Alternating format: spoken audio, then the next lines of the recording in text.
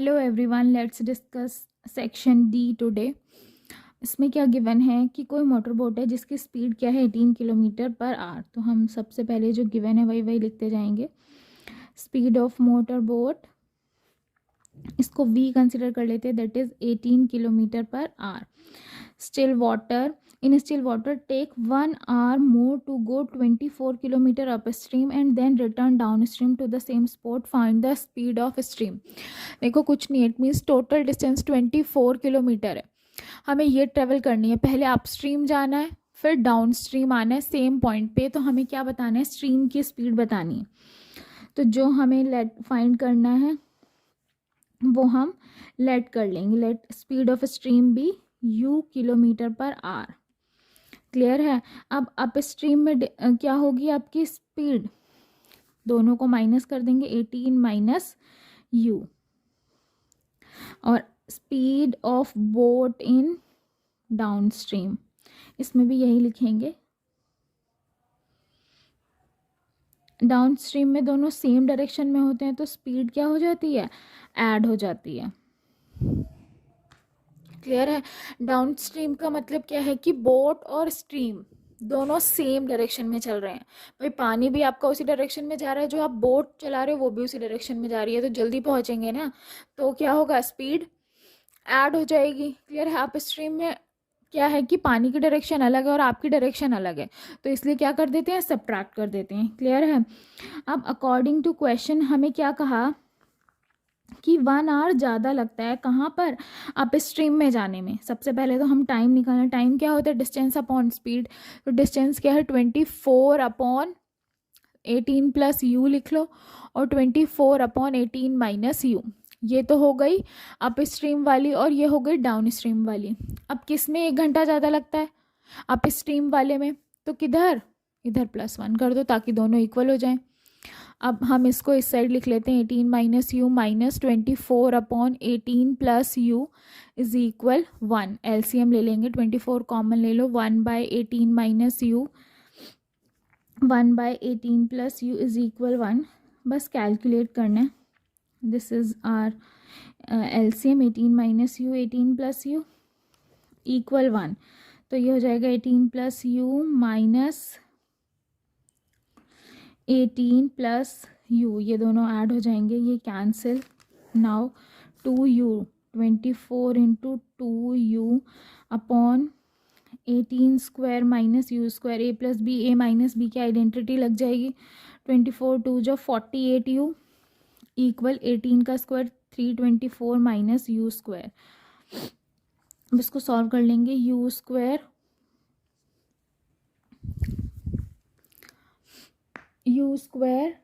Plus 48u minus 324 equal 0। अब इसके factor करने हैं, फैक्टराइजेशन मैथड से करेंगे। 324 के ऐसे फैक्टर्स करो कि माइनस करके 48 आए। तो सबसे पहले 324 के फैक्टर्स करते हैं। 2 से डिवाइड हो जाएगा, वी गेट 162, 8 जो 16, 1। 3 से डिवाइड करेंगे 27, 3 3 3 9 जो 27, 3 3 जो 9, 3 1 जो 3। अब कंबाइन करते हैं कि माइनस करके कितना है 46, 3 3 जा 9, 9 3 जा 27, 2 जा 54, और ये दोनों अलग रह गए। 54 माइनस 6 करके देखेंगे तो क्या आएगा, 48 आ जाएगा। हो गए फैक्टर। बाकी आपकी मर्जी है, आप क्वाड्रेटिक इक्वेशन फार्मूला भी अप्लाई कर सकते हो। -6u minus 324 equal 0। u हम कॉमन ले लेंगे तो we get u plus 54 minus 6 u plus, यही सेम डिवाइड करके आया तो 54 ही आना equal 0। u minus 6 u plus 54 equal 0। अब u इक्वल एक बार 6 आ जाएगा और एक बार -54। ये तो क्या है, पॉसिबल ही नहीं है। क्यों, क्योंकि कभी भी जो स्पीड है वो माइनस में नहीं हो सकती, इसलिए 6 kilometre per our speed of stream, ये आंसर हो जाएगा। अब नेक्स्ट क्वेश्चन डिस्कस करते हैं जो इसके और में गिवन है। नाउ लेट्स डिस्कस और पार्ट ऑफ दैट क्वेश्चन।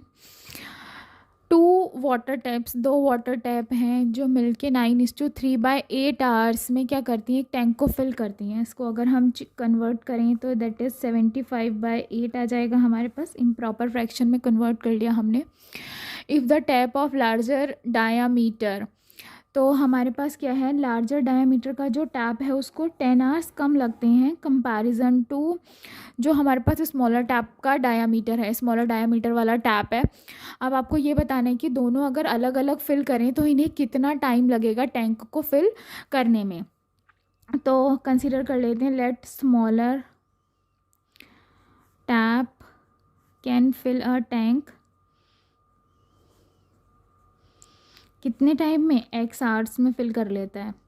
जब हमें कुछ नहीं मिलता है तो हम क्या करते हैं, x मान लेते हैं, क्योंकि ये हमें क्या है, बहुत फेमिलियर है। इसको 10 आवर्स कम लगते हैं तो that is x minus 10 hours. Clear है। अब हम ये सेपरेटली कितना x आवर्स में फिल करता है, दोनों को प्लस करेंगे तो 2 टैंक फिल हो जाएंगे। तो हम इसमें क्या करते हैं, 1 आवर के लिए कंपेयर करते हैं। क्लियर है। x आवर्स में पूरा एक टैंक फिल होता है तो 1 आवर में क्या होगा, 1/x। क्लियर है। स्मॉलर और लार्जर वाला 1/x माइनस 10। अब टोटल टैंक 75/8 आवर्स में फिल होता है। क्लियर है।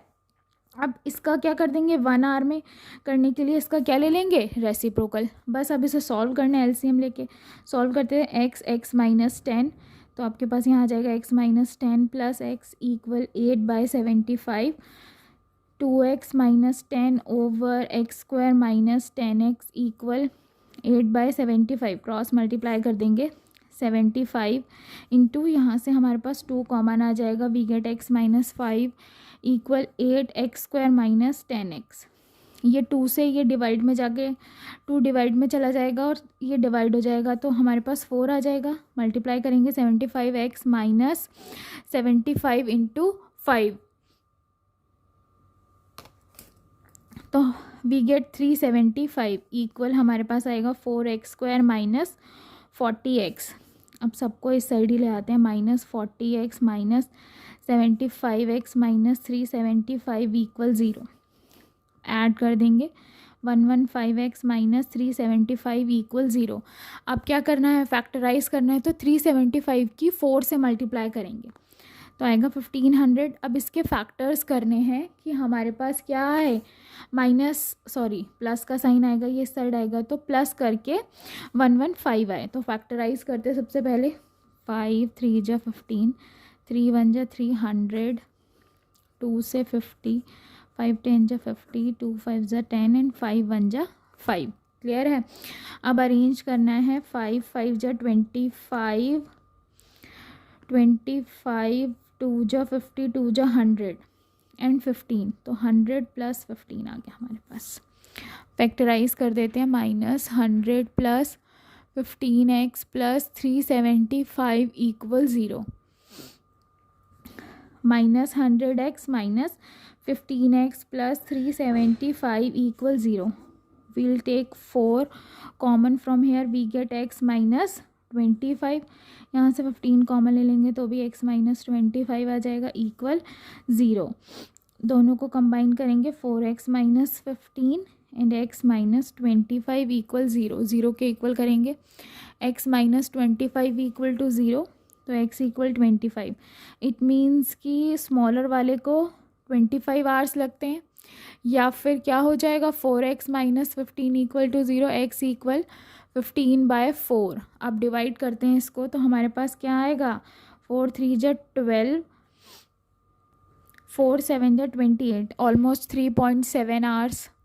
तो देखो ये तो पॉसिबल ही नहीं है। क्यों पॉसिबल नहीं है, सोचो। देखो क्या है, स्मॉलर वाले को अगर 3.7 लग रहे हैं तो लार्जर वाले को तो -10 करना है। इट मीन्स क्या है, माइनस में आ जाएगा, तो इसलिए ये वाला तो पॉसिबल ही नहीं होगा। तो एग्जैक्ट टाइम क्या लग रहा है, 25 आवर्स, और लार्जर वाले को कितना लगेगा, 25 माइनस 10, इट मीन्स 15 आवर्स। अब नेक्स्ट क्वेश्चन डिस्कस करते हैं।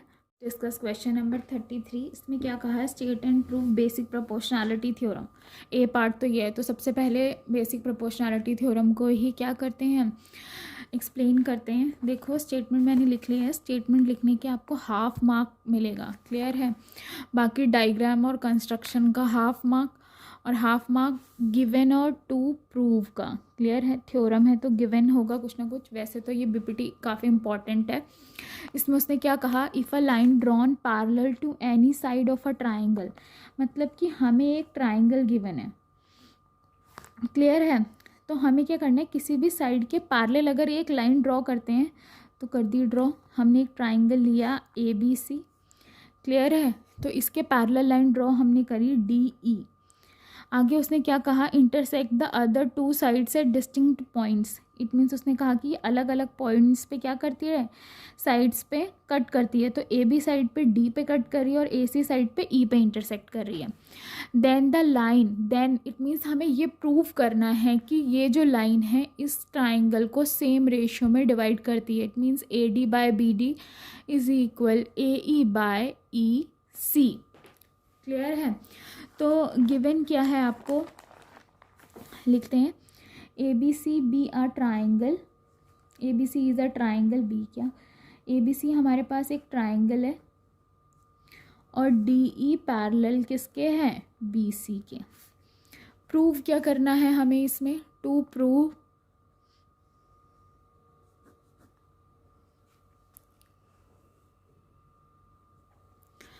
देखो इसमें हमें क्या प्रूव करना है, AD बाय BD किसके इक्वल होगा, AE बाय EC के।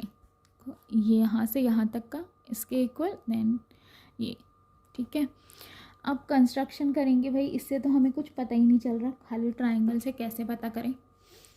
बहुत आसान है, क्या करना है, एरिया पे काम करना है। तो एरिया निकालने के लिए क्या होनी चाहिए, हाइट। इट मीन्स क्या ड्रॉ करना पड़ेगा, परपेंडिकुलर। तो ड्रॉ कर दो परपेंडिकुलर। इसको लिख लेते हैं P, लिख लो, क्लियर है। इसको लिख लो Q, अलग से कुछ नाम हो जाएंगे। और इनको भी बड़े प्यार से BE और DC को जॉइन कर दो।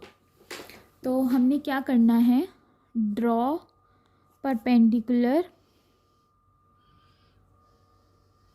कहाँ से, DP एंड EQ टू किस पे, AC एंड AB रेस्पेक्टिवली। फिर हमने क्या करा, जॉइन BE एंड CD। इतना काम तो हमारा हो गया, क्लियर है। अब हमें क्या करना है, प्रूफ। यहाँ तक में हमें 1.5 मार्क तो मिल गया जी। अब बाकी काम देखो क्या करना है। अब प्रूफ कैसे करोगे इसका, इसमें सबसे पहले ADE ये ट्राइंगल दिख रहा है, इसका एरिया निकालो। Area of triangle ADE half base into height होगा, क्लियर है। ये ADE बेस, इसको घुमा के देखो ऐसे, एक बार बेस क्या लो AD, तो परपेंडिकुलर क्या आ रहा है, EQ। तो हाफ बेस क्या है हमारे पास, AD मल्टीप्लाई क्या आ रहा है, AE। अगेन ले लो भाई, एक और परपेंडिकुलर है उससे भी तो लेना पड़ेगा। अब ये AE परपेंडिकुलर, सॉरी बेस लेंगे तो परपेंडिकुलर क्या आ जाएगा, DP। इसको फर्स्ट इक्वेशन लिख लेते हैं, इसको सेकंड, क्लियर है। अब ये भी तो ट्राइंगल दिख रहा है, इसका भी एरिया निकालेंगे। दिस इज BDE, क्लियर है। अगर कोई ट्राइंगल है ऐसा जिसकी कोई भी साइड इट मीन्स ऐसे बनी हुई है और आप इसका परपेंडिकुलर इसके मिडल में ड्रॉ नहीं कर पा रहे हो, जैसे सपोज ये है ऐसा ट्राइंगल, इसके बीच में हम परपेंडिकुलर ड्रॉ नहीं कर पा रहे, तो यहाँ पर ड्रॉ कर सकते हैं, क्लियर है। क्योंकि हमें बेस तो इतना ही लेना है, तो एरिया इतने ही पार्ट का आता है। ऐसे है, ये एक ट्राइंगल है तो बेस तो हमारे पास क्या हो जाएगा, BD, और परपेंडिकुलर इट मीन्स हाइट क्या हो जाएगी, EQ। This is 3। देखो ये ट्राइंगल बना है ऐसे, और ये इसी के वर्टेक्स से ड्रॉ हो रहा है, इसलिए ये परपेंडिकुलर लिया। अब इसका एरिया लेते हैं DCE का, हाफ बेस इनटू हाइट। तो बेस आपके पास क्या है यहाँ पर, EC और हाइट क्या होगी बताओ, सोचिए जल्दी से। ये इधर ट्राइंगल इसी के वर्टेक्स से जा रहा है तो क्या होगा, डी पी। सिस 4। अब सोचो क्या करोगे। अब देखो हमें क्या चाहिए, a D upon B d. यहाँ से देखो ए डी के साथ बी डी ये दोनों आएंगे, इट मीन्स दोनों को क्या करो, डिवाइड कर दो। Equation 1 divide equation 3। तो area of triangle A D E upon area of triangle B D E लिखेंगे half A D upon A E upon half B D upon E Q. Half से half cancel, ये तो नहीं, कुछ नहीं कटेगा भाई, यहीं रखो। A D upon B D multiply, यहाँ पर ई क्यू ही आएगा हमारे पास क्योंकि परपेंडिकुलर ये है, तो इसको थोड़ा सा सही कर लेंगे। ये ई क्यू से ई क्यू कैंसिल, तो हमारे पास आ गया A D upon B D. अब डिवाइड करो इक्वेशन 2 डिवाइडेड बाय 4। क्लियर है। तो area of A D E upon area of D C E, इन दोनों को डिवाइड करेंगे half A E upon D P, A E into D P over half E C into D P. Half से half cancel, D P से D P cancel, we get A E upon ई सी। ठीक है।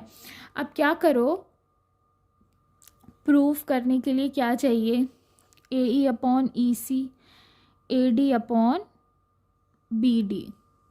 Right side तो गई मिल, लेकिन left side में अब थोड़ा सा गड़बड़ है। A D E upon B D e है और यहाँ तो ए डी ई है डी सी ई। इन दोनों को इक्वल कर दें अगर, तो लेफ़्ट साइड हट जाएगी और राइट साइड आपस में इक्वल हो जाएंगी।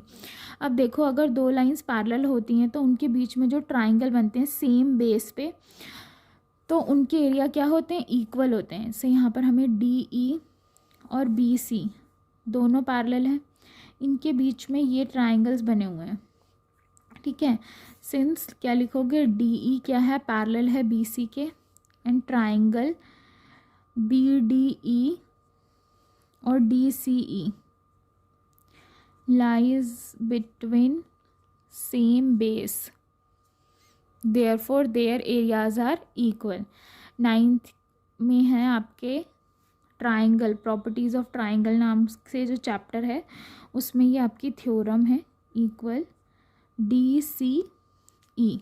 अब यहाँ पुट कर दो फ्रॉम 6, आपके पास क्या हो जाएगा, area of A D E over area of D C E की जगह पे हमने क्या रख दिया, B D E is equal A E upon E C. इसको 7th लिख लो। अब 5 और 7 दोनों की लेफ्ट साइड इक्वल है, देखेंगे ध्यान से। A D E upon B D e, a D upon B d हट जाएगा, दोनों कैंसिल, राइट साइड इक्वल हो जाएंगे, तो लिख देंगे a D upon B d equal A E upon E c. That is proved. So solve करते हैं अब इसका बी पार्ट। इसमें क्या गिवन है, एंगल सी ई एफ, सी ई एफ ये वाला, C F E, C F e, ये दोनों एंगल्स इक्वल हैं।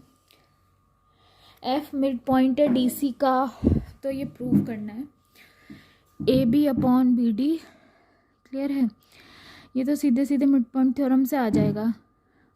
ए ई अपॉन एफ डी, मतलब इसे सॉल्व करना पड़ेगा। ए ई अपॉन एफ डी, ये इसको इसके इक्वल करना पड़ेगा।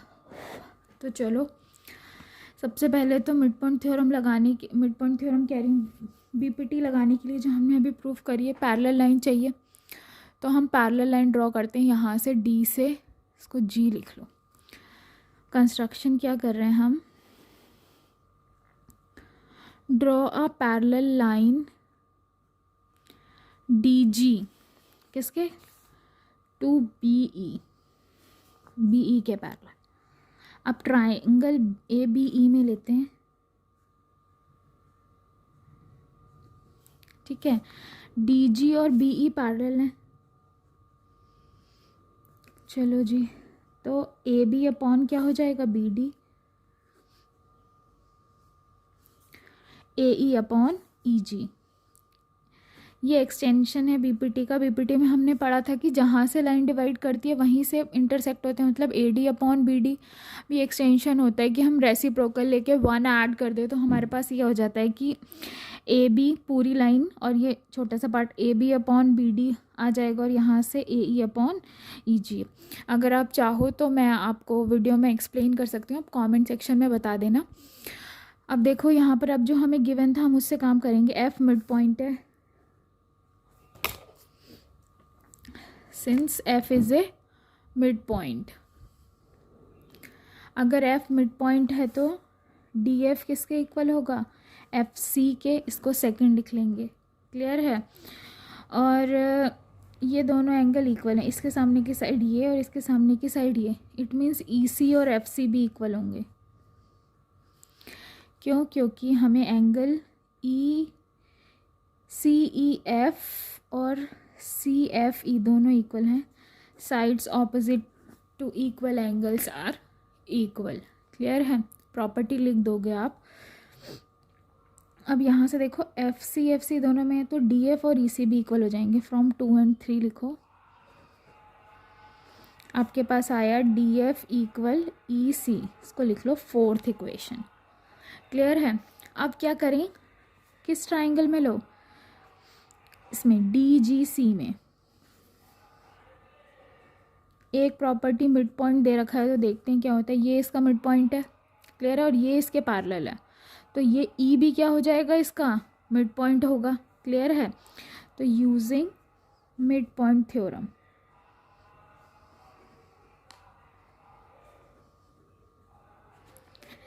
क्या आ जाएगा? Since F is a mid point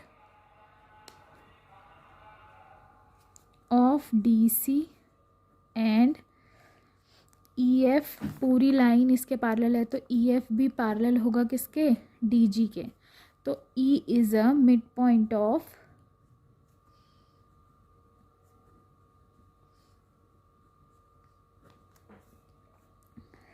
CG। इसका मतलब CE और EG आपस में इक्वल हो जाएंगे। इसको लिख लो 5th इक्वेशन। अब यहाँ से देखो CE और EG इक्वल होंगे, यही लिखा है मैंने। अब यहाँ से देखो CE DF और EG क्या होगा? इक्वल। 4 and 5 से क्या आ गया हमारे पास? DF इक्वल EG, ठीक है। 6 लिख लेते हैं इसे। इक्वेशन बड़ी सारी बन गई हैं। AB अपॉन BD ये तो हमें प्रूफ ही करना था। AE EG की जगह पे FD आ गया क्योंकि ये दोनों इक्वल हैं। तो लिख दो फ्रॉम इक्वेशन 1 and 6। ये हमारा सॉल्यूशन चल रहा है भाई। AB अपॉन BD, अब देखो क्या आ गया? AE upon DF, proved. तो अब क्वेश्चन नंबर 34 डिस्कस करेंगे। इसमें क्या गिवन है कि water is flowing at the rate of 15 kilometre per hour through a pipe of diameter 14 centimetre. 14 centimetre का एक पाइप है डायामीटर का, ठीक है। उससे रेडियस का पाइप कैसा होगा? देखो सिलेंड्रिकल फॉर्म में ही होगा, सिंपल सी बात है। ऐसा इसमें से पानी आपका आ रहा है। कैसा पॉन्ड है? क्यूबॉइडल पॉन्ड, जिसकी लेंथ 55 मीटर है और 44 मीटर वो वाइड है। तो हमें क्या गिवन है? लेंथ ऑफ पॉन्ड L है हमारे पास 50 मीटर, क्लियर है। और ब्रेथ ऑफ पॉन्ड है हमारे पास B इज़ 44 मीटर। आगे उसने क्या कहा कि कितने टाइम में वाटर लेवल इस पॉन्ड में 21 सेंटीमीटर तक पहुंच जाएगा। तो इट मीन्स ये क्या कहा? ये क्या होगी? हाइट ऑफ वाटर लेवल होगी। तो वो पॉन्ड की हाइट का काम कर जाएगी। सिर्फ 21 सेंटीमीटर। तो इसको मीटर में कन्वर्ट करेंगे तो अपॉन 100 मीटर हो जाएगा। आगे उसने नेक्स्ट अभी पूछा है, वो हम बाद में करेंगे। अब देखो जितना पानी इसमें से जिस स्पीड से आएगा उसी हिसाब से ये क्या हो जाएगा? फिल हो जाएगा। तो हमें क्या चाहिए? दोनों के वॉल्यूम इक्वल होंगे, क्लियर है। तो वॉल्यूम ऑफ पॉन्ड फाइंड कर लेते हैं पहले। क्यूबॉइडल है तो LBH 50 इंटू 44 इंटू 21/100। 52 जा क्या हो गया 100 और ये हो गया 22, तो वी गेट 22 इंटू 21। अब मल्टीप्लाई करेंगे तो वी गेट 462 मीटर क्यूब। ठीक है, अब हमें क्या गिवन है, देखो वाटर की स्पीड गिवन है, ट्यूब का काम ख़त्म, अब पाइप पे आ जाते हैं। तो स्पीड ऑफ फ्लोइंग वाटर क्या है हमारे पास 15 kilometre per our. Her cheese metre में गिवन है तो इसको भी मीटर में चेंज कर लेते हैं, तो we get 15,000 metre per hour, मतलब कि 1 आवर में कितना आ रहा है 15,000 मीटर पानी आ रहा है पाइप से। क्लियर है। तो अब हम देखते हैं कि वॉल्यूम कितना आ रहा है, टोटल कितना पानी आ रहा है, मतलब लेंथ इतनी कवर करके आ रहा है। अब टोटल पानी कितना आ रहा है वो देखने के लिए क्या करना पड़ेगा, volume of flowing water through pipe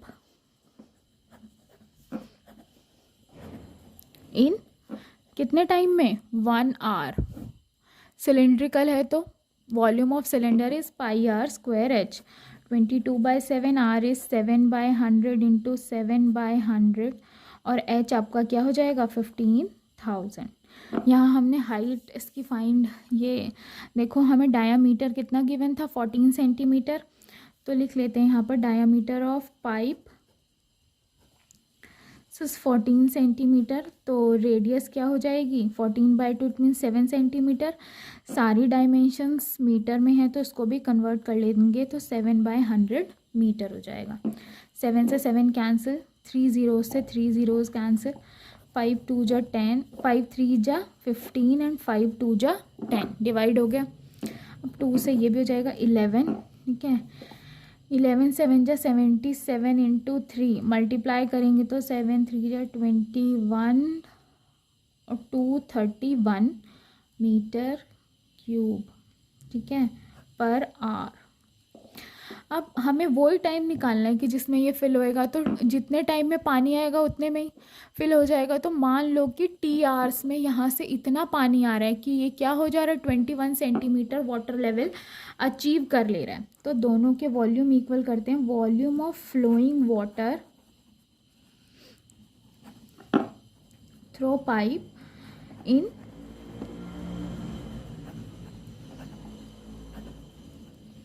कितने टाइम में टी आवर्स, किसके इक्वल होगा volume of pond.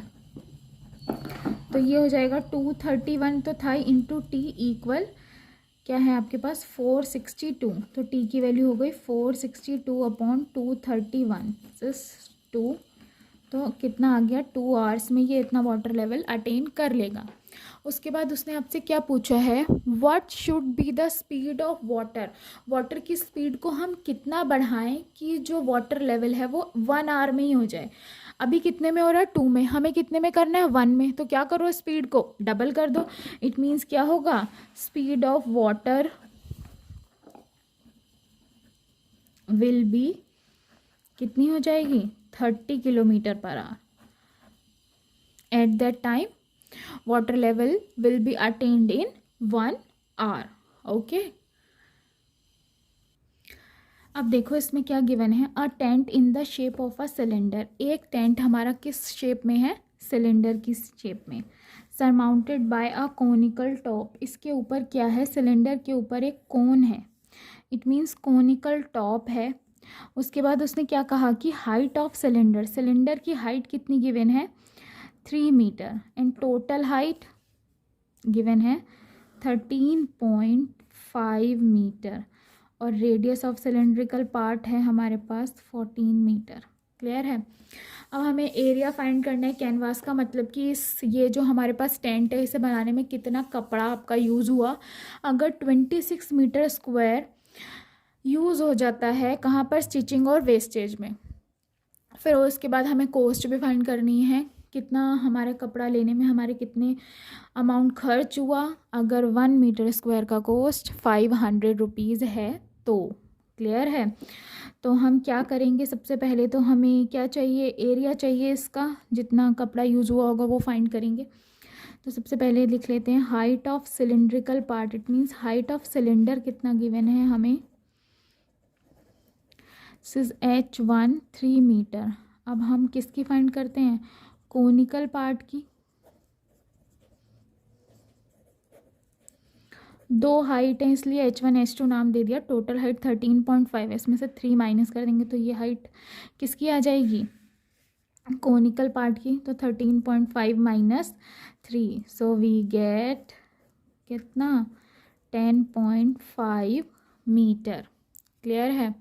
And radius कितनी गिवन है, दोनों में कॉमन रेडियस है तो रेडियस R इज इक्वल हम सीधा मेंशन कर देंगे 14 मीटर। क्लियर है। अब हमें दोनों का CSA चाहिए। CSA के लिए चाहिए इसकी स्लैंट हाइट मतलब L, तो L या फिर आप पहले लिख ही लो slant height of cone, L equal हमारे पास होगा √R² प्लस H, इसकी हमने H2 कंसिडर करी है तो H2। R हमारे पास क्या है 14² प्लस H कितना है 10.5 का होल स्क्वायर। R इज़ 14 का स्क्वायर 196 प्लस 10.5 का स्क्वायर होगा 110.25 एंड देन दोनों को ऐड करेंगे तो वी गेट 306.25। इसका स्क्वायर रूट फाइंड कर लेंगे तो क्या आ जाएगा 17.5 मीटर, ये आ गई L। क्लियर है। अब हमें क्या फाइंड करना है, एरिया ऑफ टेंट। क्या होगा area of tent, CSA of cylinder plus CSA of cone. Cylinder का CSA 2πr/H1 कंसिडर करा था तो 1 लगा दिया और ये है πr/L। अब देखो दोनों में से πr कॉमन आ जाएगा 2H1 प्लस L। पाई की वैल्यू 22/7, R कितना है 14 ब्रैकेट 2 इंटू H1 इज़ 3 और L ये अभी सॉल्व किया है 17.5। 7 से ये 14 डिवाइड हो जाएगा, 2 जा 14, 44 आ गया, 6 प्लस 17.5। अब बस कैलकुलेट करेंगे, यहाँ ही कैलकुलेट कर लेते हैं। 44 इंटू 6 में 17.5 ऐड करेंगे तो 23.5 आ जाएगा, मल्टीप्लाई करेंगे तो 1034.0 मीटर स्क्वायर। ठीक है। अब 26 स्क्वायर मीटर स्क्वायर वेस्टेज में चला गया था तो area of canvas, total area of canvas कितना आ जाएगा हमारे पास 1034 प्लस वेस्टेज में 26 गया था तो दोनों को ऐड कर देंगे, हमारे पास ऐड करके आएगा 1060 metre square. Now we have to find the cost. 1 metre square का कॉस्ट 500 रुपीज़ है तो टोटल 1060 का कॉस्ट क्या होगा हमें ये फाइंड करना है। तो हमें पता है कि लिख देंगे cost of 1 metre square canvas कितना है आपके पास ₹500। हमें कितना फाइंड करना है, cost of 1060 metre square canvas, 1060 multiply 500। अब मल्टीप्लाई करके आंसर कमेंट सेक्शन में लिखिए। नेक्स्ट क्वेश्चन डिस्कस करते हैं। Let's discuss question number 35। 35 में क्या गिवन है, median of the following data is 50। तो मीडियन हमें गिवन है 50। Find the value of P and Q। P और Q की वैल्यू फाइंड करनी है। अगर सभी फ्रीक्वेंसीज़ का सम 90 गिवन है, इट मीन्स इन सब का टोटल हमें 90 गिवन है। क्लियर है। तो also find the mod of the data, mod find करना है।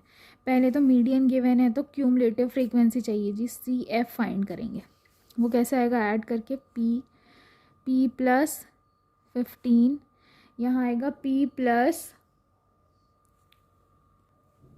ऐड करो 15 और 25 को तो P प्लस 40, P प्लस इसमें फिर 20 ऐड करेंगे 60, P प्लस Q प्लस 60 आ गया, फिर P प्लस Q प्लस 68 आ गया। क्लियर है।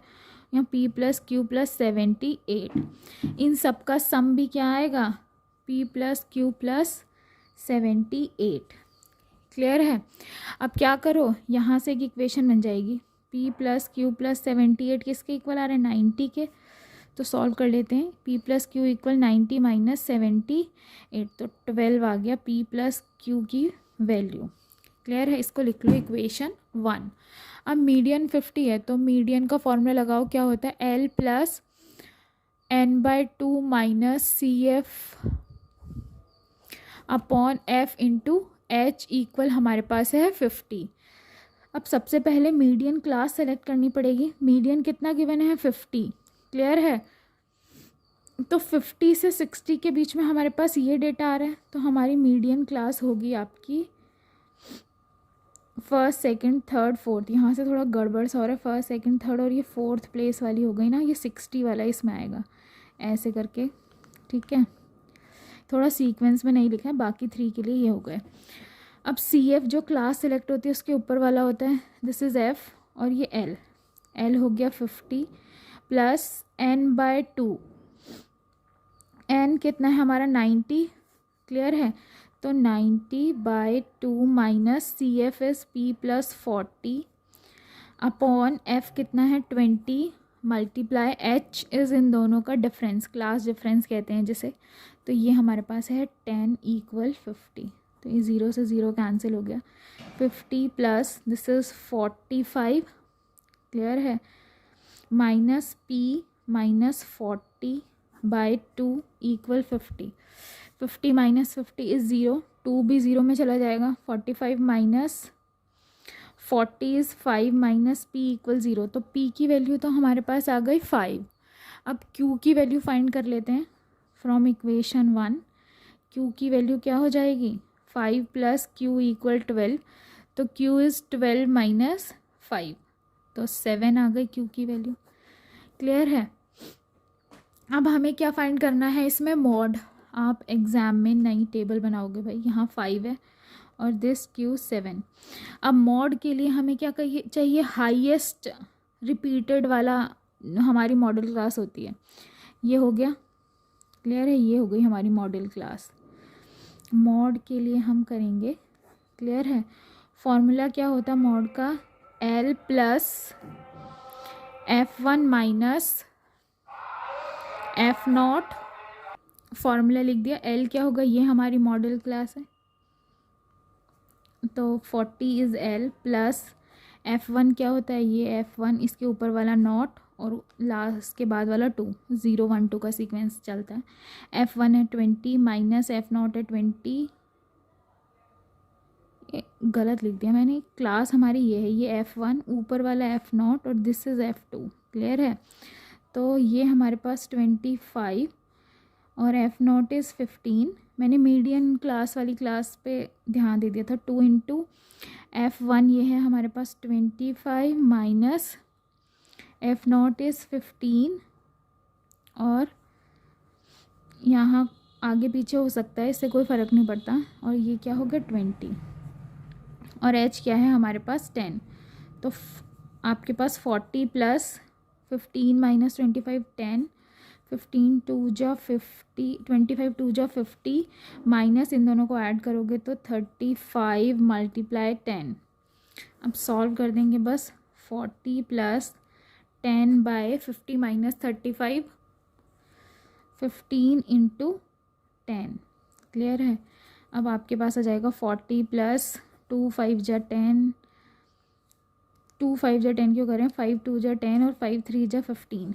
क्लियर है, 20/3 डिवाइड कर दीजिए यहाँ पर, 3 6 जा 18, 2 हो गया, 3 6 जा 18, 7 लिख देते हैं 40, बैड कर देंगे तो 46.67, ये हमारा क्या हो जाएगा मॉड। सो नेक्स्ट सेक्शन के लिए चैनल को लाइक सब्सक्राइब एंड शेयर करें। बाय।